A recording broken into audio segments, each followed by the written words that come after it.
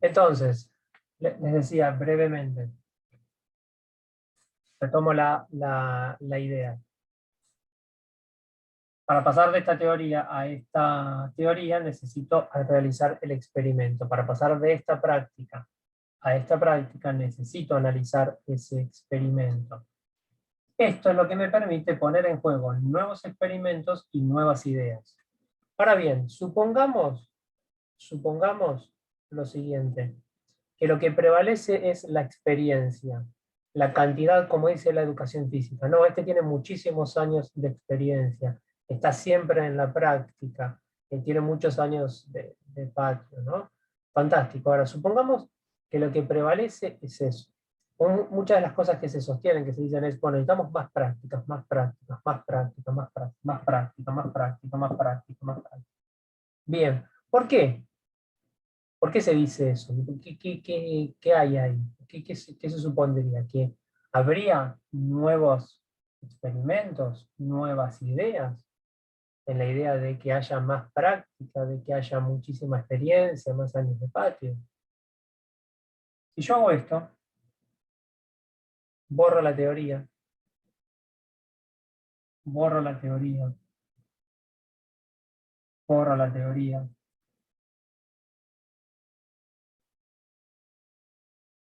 el experimento o la práctica, como quieran llamarlo, ¿se modifica o es siempre la misma?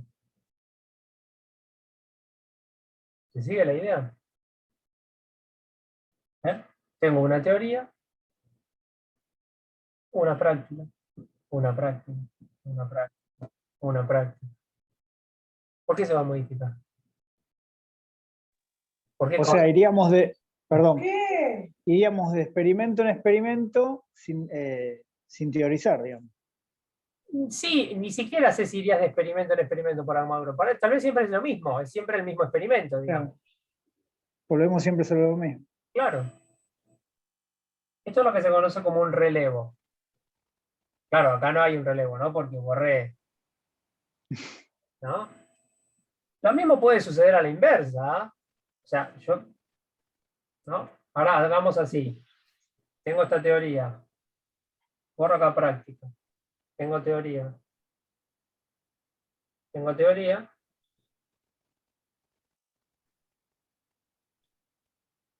O sea, tengo una teoría. Hago el experimento, listo, confirmo la teoría, ¿no? Tengo la teoría. Hago el experimento, la confirmo. Ya está, listo. Quedó esta teoría. Teorizamos todo el día. Es siempre la misma teoría. Claro. ¿Qué sucede con Newton? Hasta que no apareció Einstein, siempre fue la misma teoría. ¿Ah? ¿Qué sucede con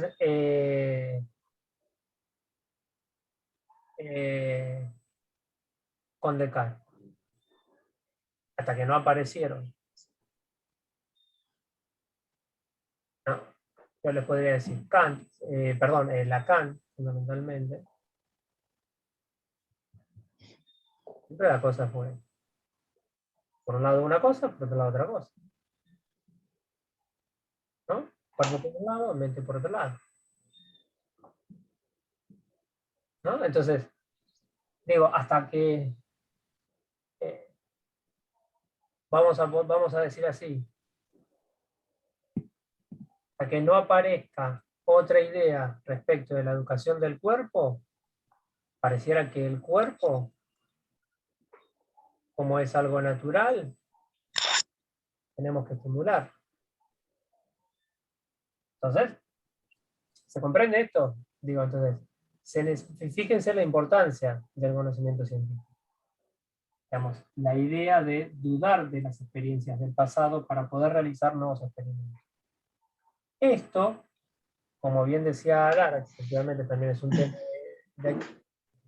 esto es un obstáculo epistemológico. Esto es un obstáculo epistemológico o un obstáculo, vamos a llamarlo científico, si no ponemos en duda esas experiencias del pasado. ¿Se sigue esto? ¿Hasta acá se sigue? Bien. Sí, sí. Otra cosa, que algo hemos dicho, lo voy a decir brevemente, digamos. La ciencia pone, digamos, tercero. Esto también lo dice Feynman. La ciencia pone, que ya dijimos, la ciencia debe dudar de todo, la ciencia pone el beneficio, vamos a decir, de la duda. ¿Sobre qué? No sobre ahora la experiencia, sino sobre la creencia.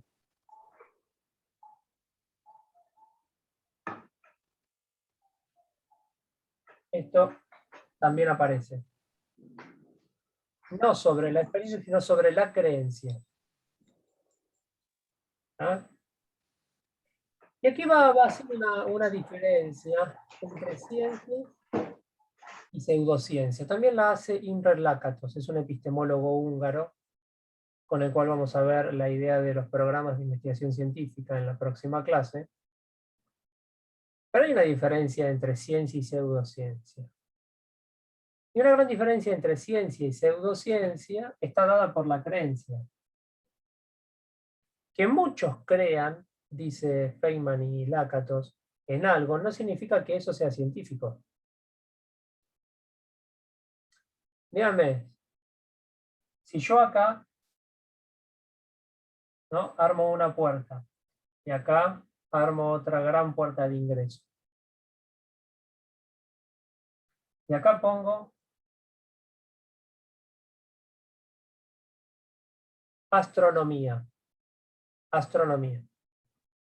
Y acá pongo astrología. ¿A dónde va a ingresar la gran cantidad de gente? ¿A la astronomía o a la astrología? Ustedes se ríen, ¿no? Pero ¿a dónde van a ir? A la astrología, debería ser astronomía, que es científico, más va a ver cómo le va a ir en el gurú del no sé qué. Claro. ¿A Va a ver dónde? el signo. ¿No? ¿A dónde van a ir? No, che, vamos a ver. Consultemos el horóscopo. Pasa a veces, uno llega al diario el domingo y lo primero que ve, Ah, no me importa, no ¿a veo, dónde pero ve el miramos? horóscopo por las dudas. Claro, Si es bueno, digo joya, y si no, no lo doy bola. claro. ¿No? ¿Cuántas veces llevan a los brujos, hechiceros o no sé qué a ciertos partidos para no sé qué cuándo, qué sé yo qué? ¿No?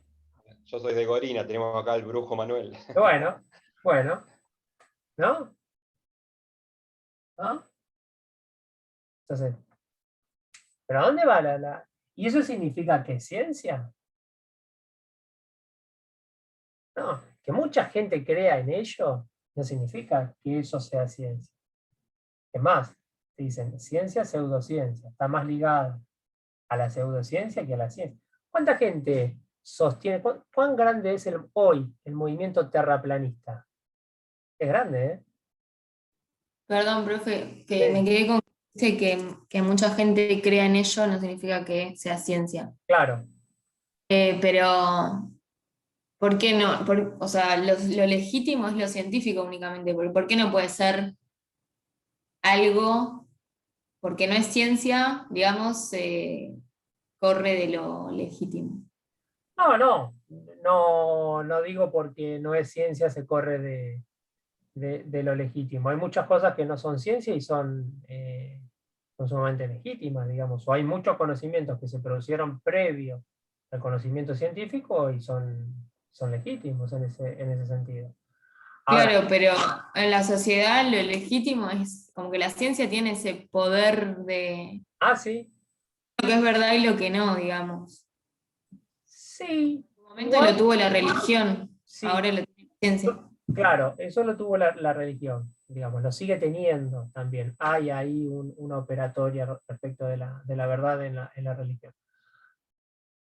Ahí yo lo que te invito, Lara, a pensar es qué tipo de ciencia sostiene que esto es verdad, qué tipo de ciencia sostiene el conocimiento a la duda. ¿Ah?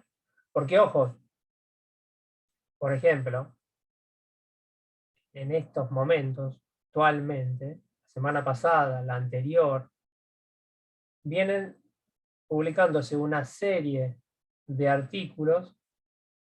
Y acá yo voy a remitir, siempre me van a encontrar remitiéndome si ustedes van a ir siguiendo las clases, o lo van a ver en ciertos videos también. Física. Que parece que el modelo, a partir de las publicaciones de estos papers que han salido, parece que el modelo estándar, que es el que explica el funcionamiento de...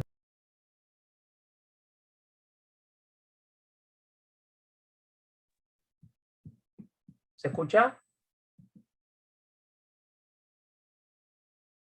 Hola. Y ahora sí, pero no escucho ¿No? nada. ¿Se cortó? Sí, se cortó. Digo, sí, se me ha cortado a mi internet, no me di cuenta. A ver, si están conectando. Sí, pues se me cortó a mi internet. Bueno, esto pasa. Cuando se te corta internet, se te corta la luz, alguna cosa de esa. A ver, sí, no sé, fue raro. Inclusive hay gente que me parece que no se pudo o se desconectó. Bueno, ¿se escucha ahí bien? Sí.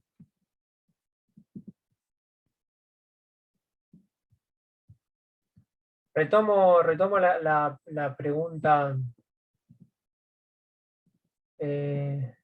tuya, Lara, que te venía diciendo. Digo, ahí esto decía, respecto de la verdad y lo que es verdad y lo que no es verdad, digamos, cómo el conocimiento científico se establece sobre algo verdadero. Bueno, depende qué ciencia. Vamos a indagar un poco ahí qué ciencia sería esa. Porque hay un modelo de ciencia que le da beneficio a la duda, sobre todo a los conocimientos que están establecidos en la ciencia. Entonces, hoy está pasando el día, y hablo de la física, cuando hablo de la ciencia, hablo de la física de la cabeza, que ciertas publicaciones hay una serie de publicaciones actuales que han salido, ponen en duda el modelo estándar de partículas. Y una de las cosas a las que llegan es, bueno, entonces el modelo estándar de partículas estaba equivocado. No es verdadero. Hay cosas que estaban equivocadas y que es falso.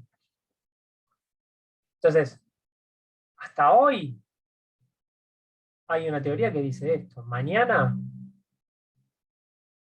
volvemos al gráfico que habíamos hecho acá, teoría práctica, teoría práctica, teoría práctica. Hoy es esta teoría, mañana será esta, pasado será aquella, pasado será aquella otra. ¿Se comprende? Digo, no es que, ojo, porque hay una idea de ciencia que dice, bueno, esto es verdad. Yo creo que antes de pensar de cuáles son las ciencias, deberíamos de pensar cuáles son los discursos que legitiman eso, de decir qué es verdad y qué no es verdad, Sí. en relación Por ejemplo, ¿qué se te ocurre ahí? No, en relación a cuestiones políticas, por ejemplo, a cuestiones culturales, pero más que nada decisiones políticas de una época. Sí, sí, sí. Sí, eso... Que necesitan, que se necesitan y justifican que algo sea ciencia, como en su momento lo fue la escuela, por ejemplo, como un dispositivo para poder educar y disciplinar a una gran masa por y ejemplo, orientar. Sí. Y ahí hay toda una idea, digamos, de la escuela que funciona como institución, en ese sentido, diciendo, bueno, que aplica ahí sobre ciertos discursos. Y para eso me parece que es muy claro Foucault, en ese sentido. Foucault se ocupó de las instituciones modernas, de la escuela, de la cárcel, de la medicina, digamos. Esos discursos, cómo operan, digamos, en términos de verdad, ¿no? Foucault juega y lo muestra muy bien. Más que de verdad y falso, pone normal y anormal, ¿no? Con lo normal como lo verdadero, si ustedes quieren hacer esa similitud, digamos. No obstante, él trabaja otra cuestión respecto de la verdad, habla sobre el coraje de la verdad, que es distinto. Pero lo normal, digamos, sería aquello válido y lo anormal, lo no válido, digamos. Ahora, hoy en día hay toda otra serie de autores que ponen en duda esas instituciones modernas y aparece otra lógica basada, bueno, no, a ver. Y acá aparece muchísimo, bueno, pero esta es mi opinión, yo pienso esto, y esta opinión mía es válida, y no tiene por qué ser la que me está bajando esa institución, digamos, ¿no? Y aparece otro con, bueno, pero yo tengo esta otra, distinta a la tuya. Pero, ¿y cuál es válida? ¿La de él o la mía? ¿Dónde encontramos ahí? Y aparece un tercero y dice, no, bueno, pero yo tengo otra. ¿No? Mis ideas son estas, mi experiencia, además, resalto, mi experiencia me indica tal cosa, ¿no? Esto es más un poco lo que sería, digamos, cierta lógica posmoderna, ¿no? Habría que ver ahí cuáles son las ventajas y las desventajas que eso trae. Habría que analizar en ese sentido, ¿no? Entonces cae toda esa lógica, como ustedes dicen, bueno, todos estos discursos que aparecían como verdaderos según esta idea, ahora parece que se ponen en duda en ese sentido. Sí, sí, ¿no? Pero retomando, digo esto, beneficio a la duda de la creencia, sí, digamos, ¿qué es verdadero y qué no es verdadero, digamos, sosteniendo? Sí, claramente, no es que la ciencia va a decir qué es válido y qué no es válido. Hay cosas que sí, otras cosas que no. Digamos, hay cosas que Sí. funcionan, que tienen cierta validez. O sea, ahora, en la lógica de presentar un conocimiento supuestamente científico, no significa que porque mucha gente crea en eso sea ciencia. Esto hay que señalarlo. Que Por hay ahí un muchos poco, que creen. está bueno eso que decís. No, digo, con respecto a lo que decía Lara, que digo, hay creencias populares o cuentos folclóricos, digo, que son parte de cada país, ¿no? Que uno no debe negar sus raíces, no quiere decir que estemos invalidando eso. Un poco el texto ese de Fentesceifer, ¿no? De Paulo, Sí. que de conocimiento científico, que él va más crítica por ahí a las ciencias duras, ¿no? Mm, Y que dice que da las reglas y las legitima, que aquel sí, ejemplo de mata a la víbora, muestra el palo, o sea, dice que hay que hacer y muestra los caminos, como si fueran únicos, por ahí claro, más claro, ese tipo de crítica. claro, claro. Acá la Pachamama, digamos, una de las, ¿no?, mayores. Sí, hay toda ahí una operatoria que se lleva a cabo, que se pone en juego, ¿no? En ello. Pero Eh, sí que deberíamos pararnos desde algún lugar para poder mirar, porque si no parece que es todo lo mismo. claro, claro. Pero, por ejemplo, ¿cuánta, qué dice, qué dijo Bolsonaro respecto del COVID? Dijo que es una gripecita ¿No? cuando empezó. La Claro, semana pasada que los neoliberales más importantes de las empresas privadas le dijeron, che, macho, se está muriendo mucha gente. Empezó a usar claro, máscara, habilitar la vacina y puso todos los ministros a usar máscara, ¿no? cambió el ministro de salud ya 4 o 5 veces. Claro. ¿Vieron cuánta negación hay respecto de la vacuna? ¿No? Ah, lo que decís vos, las teorías conspiratorias son miles y hay para todo, para el terraplanismo. Hay compañeros de la Facu, me convidaron el otro día, me invitaron a una charla de terraplanismo El el otro día. organismo, claro. ¿No? Pero está demostrado por muchas formas y de varias maneras eh, que no es así. Pero bueno, se sigue sosteniendo Y esas. parece que avanzamos, pero como que volvemos, ¿no? A la época de las carabelas, que se pensaba que se iban a caer, ¿no?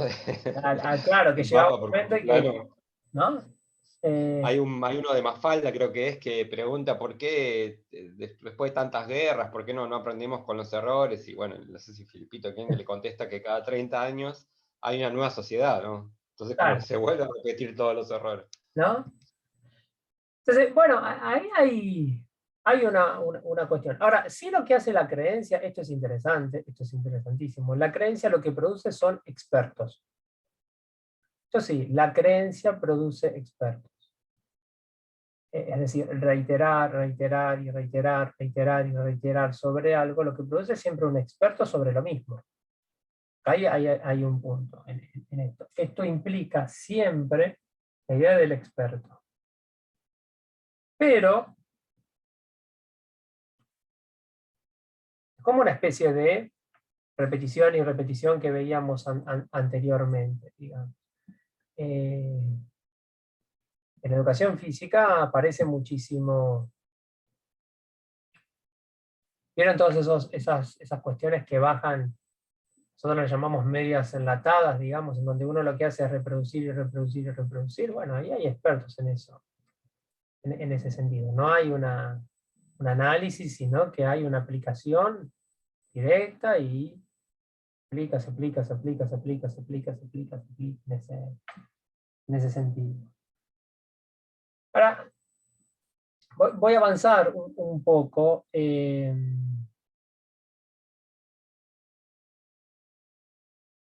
Y vamos a ir hacia otro obstáculo epistemológico o científico.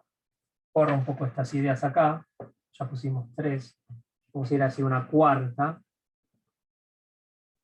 para ir problematizando nuestro objeto de estudio.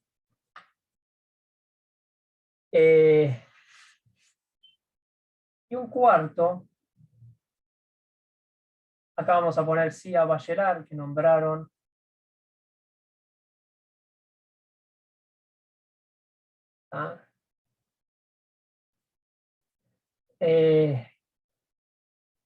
un cuarto obstáculo epistemológico que me interesa, o científico que me interesa señalar con Bachelard, es la experiencia básica.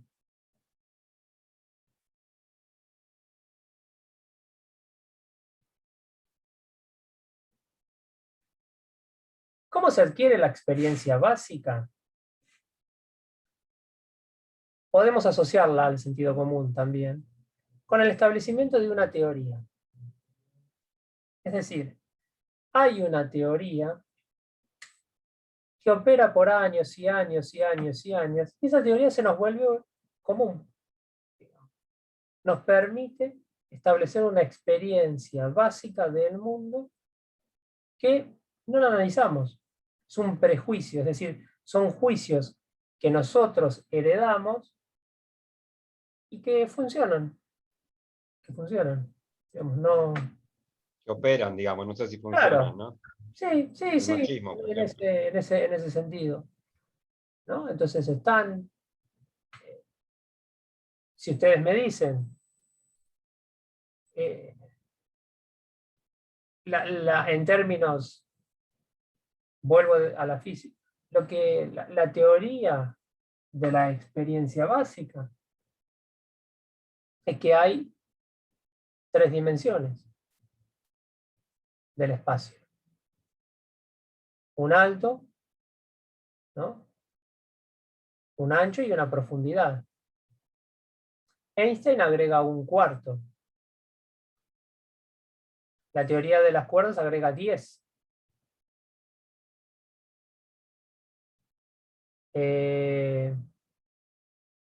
Sí, podría ser Binet, y Jacobson decía que quien domine el 7º lenguaje iba a ser el dueño del mundo, digamos. Ahora un francés, Binet, escribió un libro donde hace dialogar un montón de autores, que es la 7ª palabra, creo que se llama algo así. No. Y bueno, medio que están todos los autores buscando ese Derrida, etcétera, buscando, está Foucault también, uno evita en estos tiempos hablar mucho de Foucault porque no sabe cómo posicionarse todavía con lo que pasó. Pero bueno, y un poco eso también. Muchos dicen que el 7º lenguaje sería los medios de comunicación, ¿Cuál iba a decir algo de eso? Claro, no. Porque... Las redes, digamos. A eso, supongo que debe ser a eso. No tengo idea qué sería el 7º lenguaje, pero puede ser, sí. Sí, puede ser en ese... estamos hablando que estamos volviendo al terraplanismo y a otras teorías conspiratorias todo el tiempo, de las vacunas sí, vacunas no. Claramente es, ¿no? Sí. Entonces, hay una experiencia, una experiencia básica. La pregunta sería, ¿cuál sería para la educación física esa experiencia básica? Lo que nosotros identificamos como experiencia básica en la educación física, siguiendo esta idea, es la de un cuerpo natural.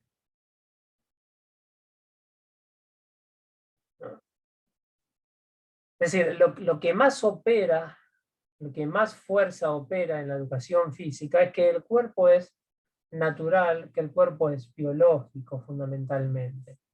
Esto es lo que opera, que existe, digamos, que puedo tocar, no lo puedo palpar, ¿no? Ese cuerpo, ¿no?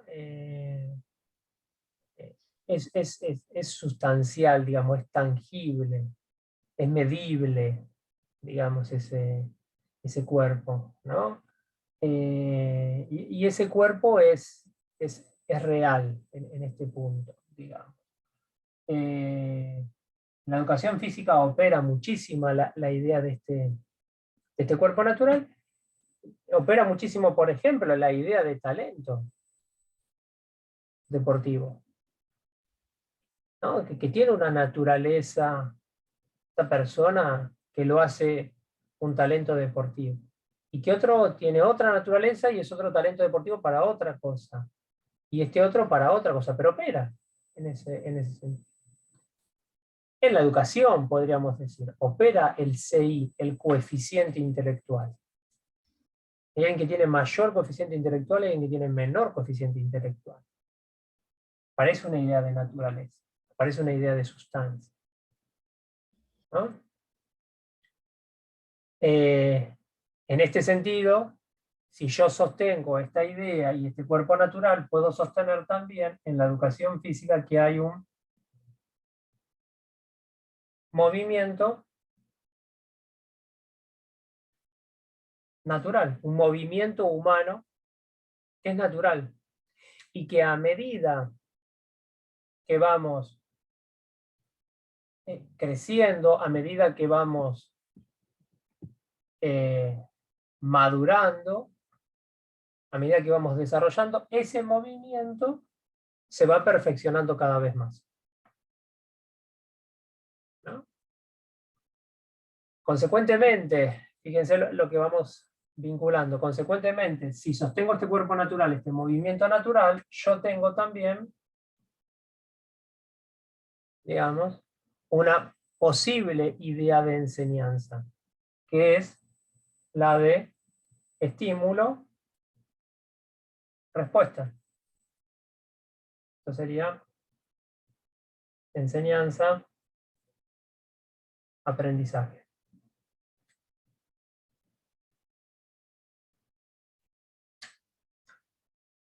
Y agrego una más. Es posible también pensar allí la idea de un individuo, y esto lo encuentran en distintos autores, que es psicológico y físico. Vieron que habla de psicofísico. Lo van a encontrar en Amabet, lo van a encontrar. ¿Como una dualidad, decís vos, separada o juntos? Sí, se juntan. Lo juntan, están separados, pero los juntan. Están separados, pero los juntan. El esquema Hay una corporal, parte ¿no? física y hay una parte psicológica. ¿Perdón? No, las ideas que veíamos con Eli hace poco, de la psicomotricidad, ¿no? Esquema corporal, etc. Por ejemplo, ¿no? Por ejemplo. Bueno, pero vieron que cuando se hacen, si ustedes trabajan o han trabajado, vieron que están Test. claro, ¿no? El psicofísico. Bueno, para sacar el registro también, ¿no? Ven que hay todo algo que se sostiene, digamos, hay una experiencia básica sobre eso. Ahora, sobre esto vamos a establecer, ya vamos terminando, vamos a establecer una cuestión. La educación física, todo esto pertenecería a la educación física, pero sobre esto, la educación física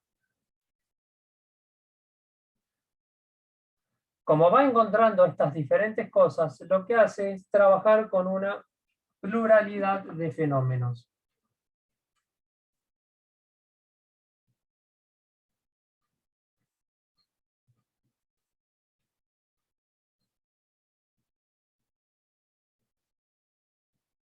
Es decir, cada uno es un caso. Cada uno es un caso. Entonces lo que hace es trabajar con una pluralidad de fenómenos, o también podemos decir con una pluralidad de prácticas.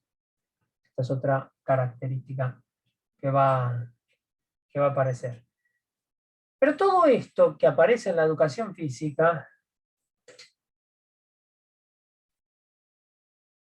y acá me interesa señalarlo, y que quede bien en claro, por lo menos ahora aquí, todo esto que aparece en la educación física pertenece a lo que conocemos como ciencia clásica. Y ya que decimos ciencia clásica, vamos a poner ciencia moderna.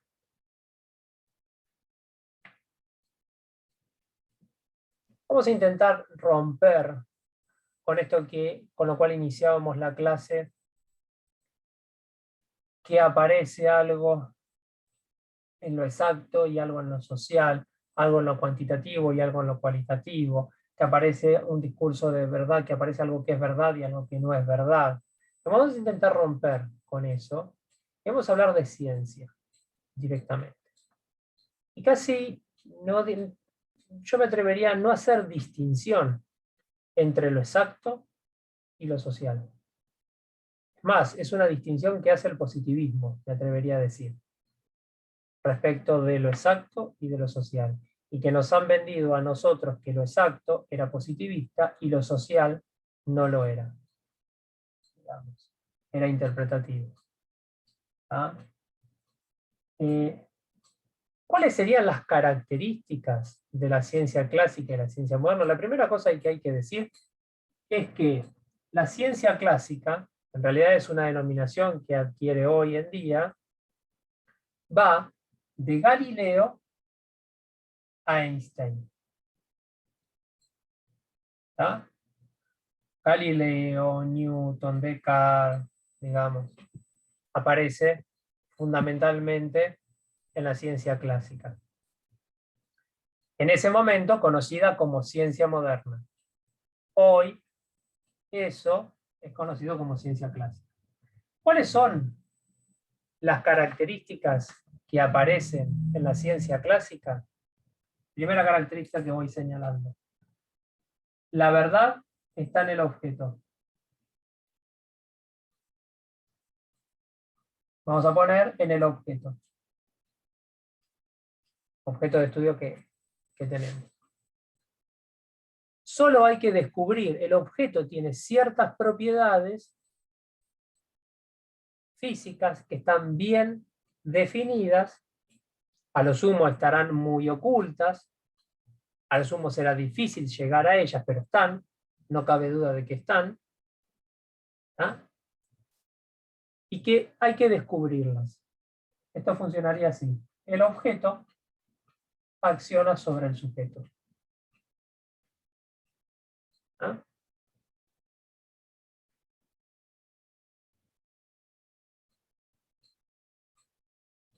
La siguiente característica, cualquier cosa van diciendo. Los conceptos son autónomos e independientes.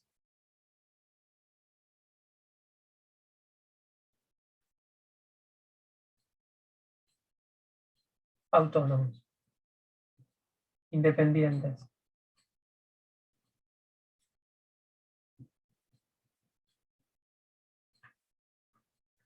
Por ejemplo, espacio. Por ejemplo, tiempo.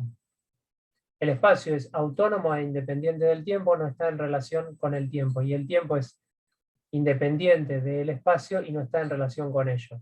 Por eso Newton establece que el espacio, ¿ah?, es un concepto único y el tiempo es absoluto. Con Einstein, que es donde aparece la ciencia moderna, en adelante, no existe eso. Ustedes tienen un solo concepto, fíjense que además rompe la dualidad, ¿no? Acá hay espacio y tiempo separados, independientes unos de otros, autónomos unos de otros, son conceptos autónomos e independientes. Con Einstein ustedes tienen algo que se llama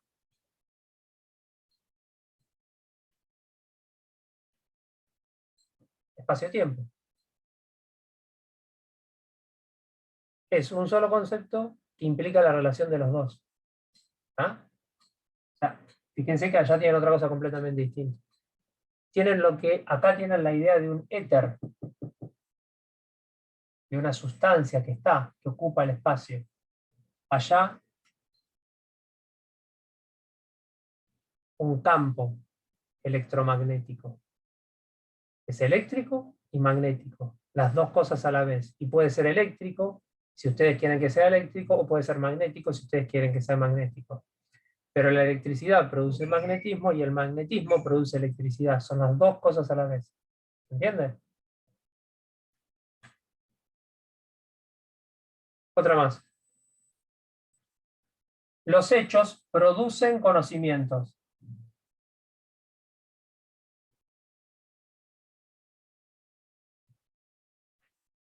Producen conocimientos.